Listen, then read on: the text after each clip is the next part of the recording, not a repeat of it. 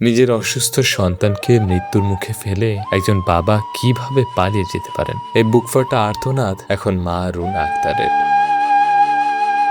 ৫ বছরের ভালোবাসার সংসার, যমজ ২ সন্তান, কোনো কিছুই আটকে রাখতে পারেনি আকাশ নামের সেই বাবাকে। যখন ৯ দিন বয়সী ছোট্ট আলিফার হার্টে ২টি ছিদ্র ধরা পড়ল, যখন তার সবচেয়ে বেশি প্রয়োজন ছিল বাবার ছায়া, ঠিক তখনই দায়িত্ব এড়াতে নিরুদ্দেশ হয়ে গেছেন তিনি। জন্ম থেকেই আলিফার জীবন এক অবিশ্বাস্য লড়াইয়ের গল্প। তার হৃৎপিণ্ড শরীরের বাম পাশের পরিবর্তে অবস্থান করছে ডান পাশে। এই বিরল শারীরিক গঠনের সাথে যোগ হয়েছে হার্টের ২টি জটিল ছিদ্র।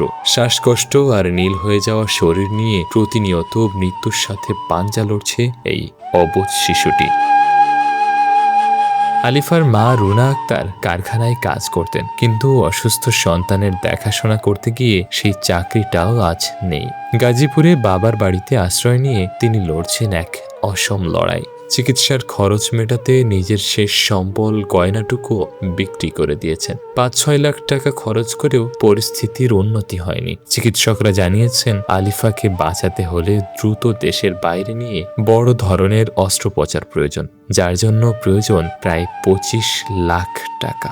এই পাহাড় সমান টাকা জোগাড় করা রুনার দরিদ্র পরিবারের পক্ষে একেবারেই অসম্ভব। শ্বশুরবাড়ির লোকজনও মুখ ফিরিয়ে নিয়েছে, কিন্তু এই সমাজ কি মুখ ফিরিয়ে নেবে?